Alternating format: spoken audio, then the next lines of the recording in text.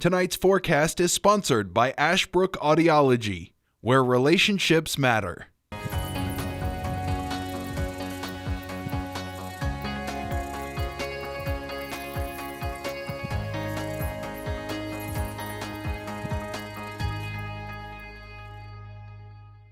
The chances of winning for a nice evening is looking pretty high, so get ready for this.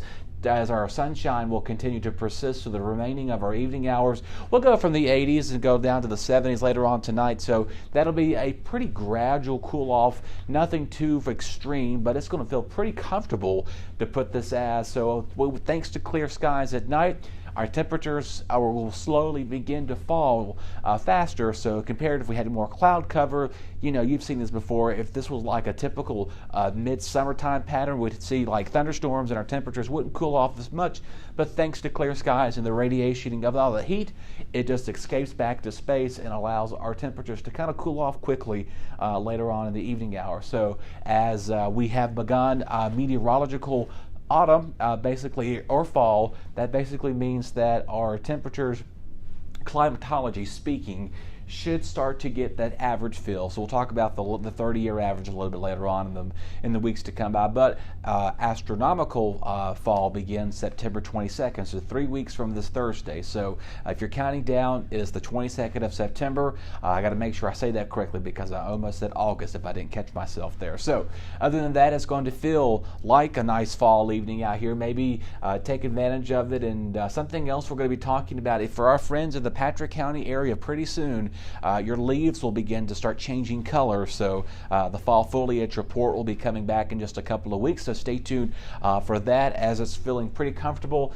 50s and low 60s out there. So not a bad night to do anything if you're planning on maybe taking the dog out for a walk or maybe doing some dinner later on tonight. Things should be pretty okay. Temperatures for our area-wise, for our coverage area, temperatures are going to stay in the upper 70s, low to mid 80s. Another beautiful day with the east-northeast breeze. So our winds will begin to shift a little bit later on this afternoon. So just keep that in mind as you're going to be noticing maybe a slight uptick in the humidity, but it's not going to be very extremely humid out there. But our dew points are going to go back up in the low to mid 50s to the later on the next week. We may hit those high dew points in the 60s once again. So other than that, keep a close eye on that. Temperatures for the city of Martinsville, again, 85 degrees, mostly sunny skies as you're making your plans. So keep that in mind.